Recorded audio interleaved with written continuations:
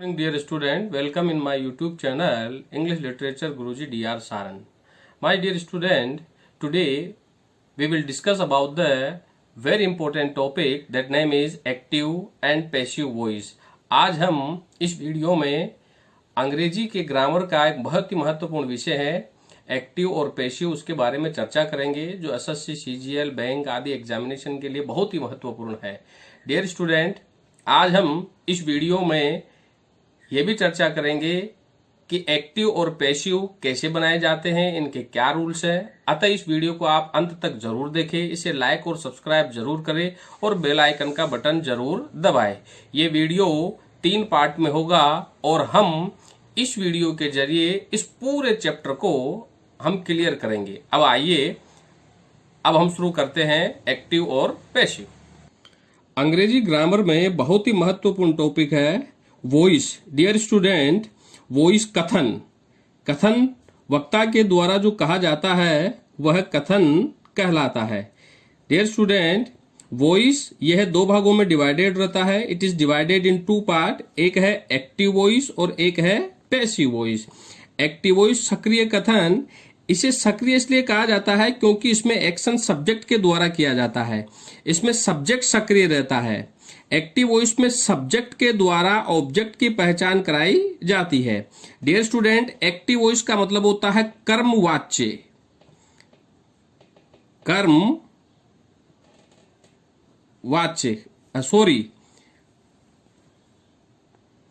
Active voice कर्तुवाच्य में आता है और पैसिव वॉइस ये कर्मवाच्य में आता है. डियर स्टूडेंट, जहां एक्टिव में सब्जेक्ट सक्रिय रहता है, पैसिव में सब्जेक्ट निष्क्रिय रहता है और ऑब्जेक्ट सक्रिय रहता है, इसे निष्क्रिय कथन कहा जाता है. इसमें एक्शन ऑब्जेक्ट के द्वारा किया जाता है, जिसमें ऑब्जेक्ट के द्वारा इसमें ऑब्जेक्ट ही प्रदान होता है. जिसमें ऑब्जेक्ट के द्वारा सब्जेक्ट की पहचान कराई जाए वो पैसिव वॉइस होता है. इस तरह से डियर स्टूडेंट, वॉइस के 2 भाग होते हैं, एक्टिव वॉइस और पैसिव वॉइस. अब हम चर्चा करेंगे कि एक्टिव और पैसिव कैसे कार्य करता है और एक्टिव और पैसिव के लिए टेंस क्यों जरूरी है. माय डियर स्टूडेंट, आज हम इस रूल्स के बारे में चर्चा करेंगे. देखो, मैंने लिखा है यहाँ पे, एक्टिव से पैसिव बनाते समय हम सब्जेक्ट को ऑब्जेक्ट के स्थान पर तथा ऑब्जेक्ट को सब्जेक्ट के स्थान पर लिखते हैं. ये पहला रूल है, आप इसे ध्यान से देखें. इसमें लिखा है एक्टिव वॉइस में है, पहले सब्जेक्ट आएगा, फिर हेल्पिंग वर्ब, फिर मेन वर्ब, फिर ऑब्जेक्ट है. पैसिव वॉइस में जब हम इसे बनाएंगे तो पैसिव वॉइस में पहले ऑब्जेक्ट लिखा जाता है, पैसिव में हेल्पिंग वर्ब ऑब्जेक्ट के अनुसार आएगी और पैसिव में हमेशा मेन वर्ब की थर्ड फॉर्म का इस्तेमाल किया जाता है.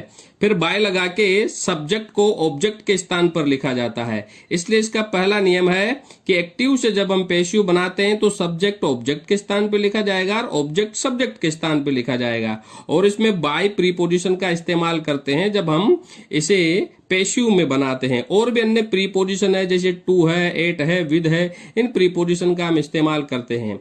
माय डियर स्टूडेंट, अगर हम चलते हैं इसके सेकंड नियम पे तो आप ये याद रखोगे कि ट्रांजिटिव वर्ब का ही एक्टिव से पैसिव बनाया जाता है. ट्रांजिटिव वर्ब सकर्मक क्रिया का ही पैसिव बनाया जाता है. सकर्मक क्रिया का पैसिव वॉइस बनता है क्योंकि इसमें ऑब्जेक्ट होता है. Dear student, transitive verb object लेती है, इसीलिए इसका पैसिव बनता है. इन ट्रांजिटिव वर्ब का पैसिव नहीं बनाया जाता है. इन ट्रांजिटिव वर्ब का पैसिव वॉइस नहीं बनाया जाता है. केवल ट्रांजिटिव वर्ब का ही पैसिव बनाया जाता है. जैसे कि मैंने लिखा यहां पे, I gave him a book, मैंने उसे एक किताब दी. ये एक्टिव वॉइस का एक वाक्य है. अब हम इसका पैसिव बनाने जा रहे हैं. तो मैंने पहले नियम में आपको बताया कि जब एक्टिव से पैसिव बनाते हैं तो सब्जेक्ट ऑब्जेक्ट के स्थान पे आ जाता है और ऑब्जेक्ट सब्जेक्ट के स्थान पे आ जाता है. तो इसमें डबल ऑब्जेक्ट है. एक ये ऑब्जेक्ट है और एक ये ऑब्जेक्ट है। दो तरह के ऑब्जेक्ट होते हैं, एक डायरेक्ट ऑब्जेक्ट और एक इनडायरेक्ट ऑब्जेक्ट है। हिम इनडायरेक्ट ऑब्जेक्ट है जो व्यक्तिपरक है, और ए बुक एक डायरेक्ट ऑब्जेक्ट है जो वस्तुपरक है। हम दोनों ऑब्जेक्ट से पेशिव बना सकते हैं। हम पहले हिम से पेशिव बनाएंगे तो हिम को ही में चेंज करेंगे। अब चूंकि यहां पर गेव वर्ब की सेकेंड फॉर्म है जो एक ट्रांजिटिव वर्ब है जो अपने साथ ऑब्जेक्ट ले रही है, तो यहां पर अगर सेकेंड फॉर्म आती है तो पेशिव में वाज या वर का इस्तेमाल होता है। अब यहां पर वाज का इस्तेमाल होगा क्योंकि यहां पर ही सिंगुलर है, तो he was given a book by me। इस तरह से इसका पेशिव बनाया जाएगा। डियर स्टूडेंट, हम चाहें तो ए बुक से भी इसका पेशिव बना सकते हैं। हम ए बुक को यहां पर ऑब्जेक्ट मान लेंगे। ए बुक वाज गिवन, अब यहां पे हमें टू लगाना पड़ेगा जब हम इनडायरेक्ट ऑब्जेक्ट को लिखेंगे। A book was given to him by me. ये मी किस तरह से चेंज हुआ और ये हेल्पिंग वर्ब यहाँ कैसे आई हम आगे चर्चा करेंगे। अभी तो आप ये देखें कि ट्रांजिटिव वर्ब का पेशिव बनता है, क्योंकि ट्रांजिटिव वर्ब अपने साथ ऑब्जेक्ट लेती है, इसीलिए हम ट्रांजिटिव वर्ब का पेशिव बनाते हैं। इंट्रांजिटिव वर्ब का पेशिव नहीं बनता है। अब थर्ड नियम है, डियर स्टूडेंट, आप ये जरूर ध्यान रखिएगा कि एक्टिव वॉइस से पैसिव वॉइस 8 टेंस में बनाई जाती है।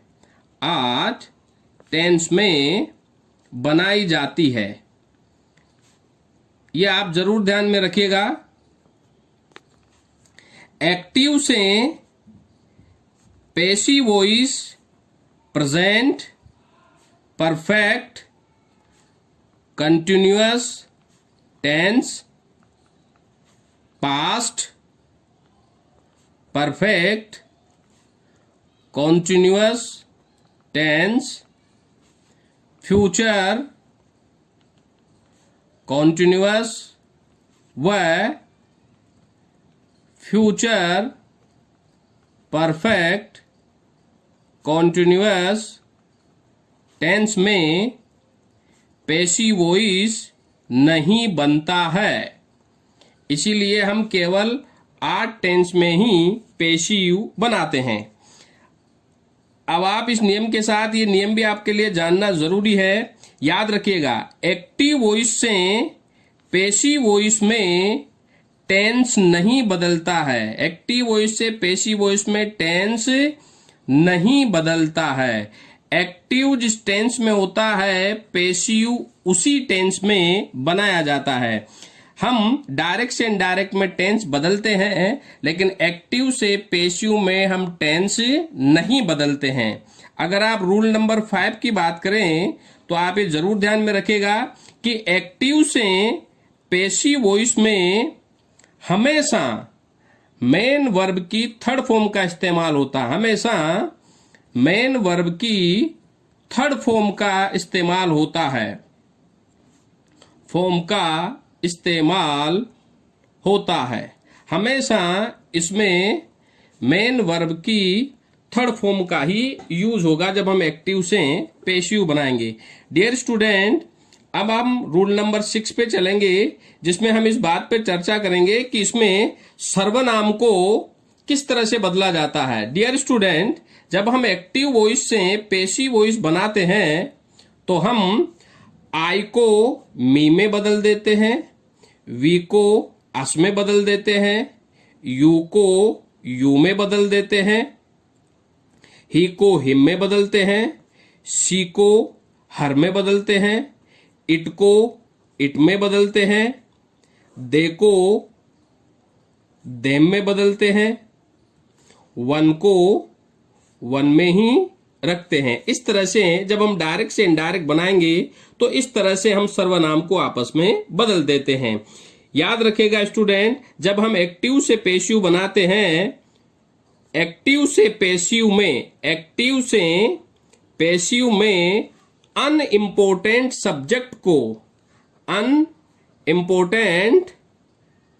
सब्जेक्ट को पैसिव वॉइस में नहीं लिखा जाता है। पैसिव वॉइस में नहीं लिखा जाता है। अनइम्पोर्टेंट सब्जेक्ट वो सब्जेक्ट होते हैं जो ज्ञात नहीं होते हैं, जैसे कि जिन शब्दों के अंत में वन होता है, जैसे कि someone, someone, no one, anyone, everyone, और जिन शब्दों के अंत में हम बडी का इस्तेमाल करते हैं, जैसे somebody, nobody, anybody, everybody, और जिन शब्दों के अंत में थिंग होता है, जैसे समथिंग, नथिंग, एनीथिंग, एवरीथिंग। इन शब्दों को जब हम एक्टिव से पेशिव बनाते हैं तो हम इन्हें बाय लगाकर नहीं लिखते हैं। तो आप इन नियमों को जरूर ध्यान में रखें। ये बेसिक कंसेप्ट है एक्टिव से पेशिव बनाने का, कि किस तरह से हम एक्टिव से पेशिव बनाते हैं और किस तरह से टेंस चेंज करते हैं। डियर स्टूडेंट, अब हम अगले नियम पे चलते हैं, जो बहुत ही महत्वपूर्ण नियम है। जब हम एक्टिव वॉइस से पेशिव वॉइस बनाते हैं तो आप ये जरूर ध्यान रखिएगा, अगर एक्टिव वॉइस में हेल्पिंग वर्ब के बाद अगर वर्ब की फर्स्ट फॉर्म के साथ आईएनजी आता है तो हम पेशिव में हम पहले ऑब्जेक्ट लेंगे, ऑब्जेक्ट के अनुसार जो हेल्पिंग वर्ब आएगी हम उसके साथ बीइंग लगाते हुए वर्ब की थर्ड फॉर्म और फिर बाय प्लस सब्जेक्ट का यूज करते हैं। और यदि एक्टिव वॉइस में हेल्पिंग वर्ब के साथ वर्ब की थर्ड फॉर्म का इस्तेमाल होता है तो हम पेशिव में ऑब्जेक्ट के अनुसार जो हेल्पिंग वर्ब आती है हम उसके बाद बीन लगाकर फिर वर्ब की थर्ड फॉर्म और फिर बाय लगाकर सब्जेक्ट लिखते हैं।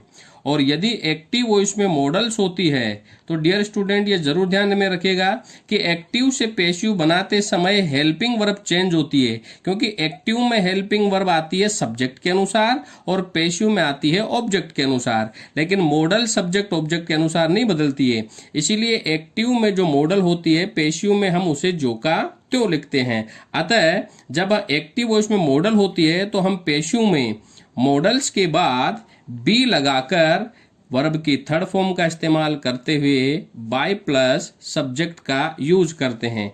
यहाँ नोट में मैं जरूर लिखना चाहूंगा कि एक्टिव से पेशिव में हम मॉडल को नहीं बदलते हैं, मॉडल एक्जाइलरी को मॉडल्स को नहीं बदला जाता है, नहीं बदला जाता है।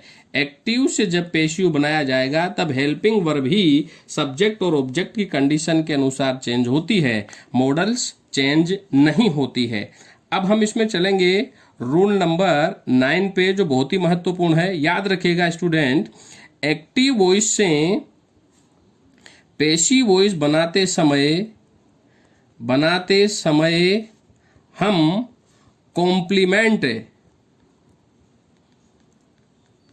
हम कॉम्प्लीमेंट का यूज पेशिव वॉइस में ऑब्जेक्ट के स्थान पर नहीं करते हैं, ऑब्जेक्ट के स्थान पर नहीं करते हैं।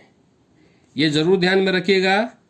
एक्टिव से जब हम पेशिव बनाते हैं तो हम कॉम्प्लीमेंट से पेशिव नहीं बना सकते हैं। जैसे कि मैंने लिखा यहाँ पे ही कॉल्ड मी स्टूपिड, उसने मुझे बेवकूफ बुलाया। अब यहाँ पे ही सब्जेक्ट है, कॉल्ड मेन वर्ब है, मी ऑब्जेक्ट है और स्टूपिड एक सब्जेक्ट कॉम्प्लीमेंट है। तो मैंने आपको बताया है कि एक्टिव से पेशिव जब बनाते हैं तब ऑब्जेक्ट को बदला जाता है, कॉम्प्लीमेंट को नहीं बदला जाता है। इसमें एक डबल ऑब्जेक्ट का भी नियम होता है, जैसे कि मैं यहाँ पर भी लिखना चाहूंगा। जैसे मैंने लिखा यहाँ पे ही taught me English, he taught me English. अब यहाँ पे मी भी ऑब्जेक्ट है और इंग्लिश भी ऑब्जेक्ट है, हम इन दोनों से पेशिव बना सकते हैं। लेकिन अगर एक ऑब्जेक्ट व एक कॉम्प्लीमेंट होता है तो हम ऑब्जेक्ट से ही पेशिव बनाते हैं, कॉम्प्लीमेंट से पेशिव नहीं बनाते हैं। जैसे कि अगर हम इसका पेशिव बनाएंगे तो इसका पेशिव बनेगा, मी को अगर हम चेंज करेंगे तो आई, कॉल वर्ब की सेकंड फॉर्म है, तो अगर यहाँ सेकंड फॉर्म आती है तो हम वाज या वर का इस्तेमाल करते हैं। अब चूंकि यहाँ आई है तो आई के साथ हम वाज लेंगे। I was called stupid, complement को बाय के पहले लिखेंगे, स्टूपिड बाय ही किसमें चेंज होगा, हिम में। और अगर हम इसका पेशिव बनाएंगे तो इसका पेशिव हम दोनों से बना सकते हैं। मी को अगर हम चेंज करेंगे तो मी आई में चेंज होगा। अब टॉट सेकंड फॉर्म है तो हम वाज लेंगे, I was taught English by him. अब हम चाहें तो इंग्लिश से भी हम इसका पेशिव बना सकते हैं। इसका पेशिव बनेगा इंग्लिश से, English was taught to me by him। तो ये नियम आप जरूर ध्यान में रखें। एक्टिव से जब पेशिव बनाते हैं तो हम इसमें टेंस बदलते नहीं है। एक्टिव से पेशिव में हम ऑब्जेक्ट को पेशिव में लिखेंगे, न कि कॉम्प्लीमेंट को। अगर वाक्य में डबल ऑब्जेक्ट होता है तो हम दोनों से पेशिव बना सकते हैं, जैसा हमने यहाँ पे बनाया है। डियर स्टूडेंट, आप ये भी जरूर ध्यान में रखिएगा, अगर हम रूल नंबर 10 की बात करते हैं तो आप ये जरूर ध्यान में रखिएगा कि एक्टिव वॉइस से पैसिव वॉइस बनाने पर WH वर्ड को भी नहीं बदला जाता है, नहीं बदला जाता है। एक्टिव जिस WH वर्ड से शुरू होती है, पेशिव उसी WH वर्ड से बनता है। जैसे कि मैं यहाँ एक एग्जांपल देना चाहूंगा। मैंने लिखा यहाँ पे why are you making notes, तुम नोट्स क्यों बना रहे हो। अब ये एक एक्टिव वॉइस का वाक्य अगर हम इसका पेशिव बनाएंगे तो याद रखेगा, एक्टिव जिस WH वर्ड से, पेशिव उसी WH वर्ड से शुरू होती है। तो यहाँ वाई है तो यहाँ भी वाई आएगा। अब यहाँ पे आर सब्जेक्ट के अनुसार आया है, यहाँ पर हेल्पिंग वर्ब ऑब्जेक्ट के अनुसार, तो यहाँ ऑब्जेक्ट है नोट्स है।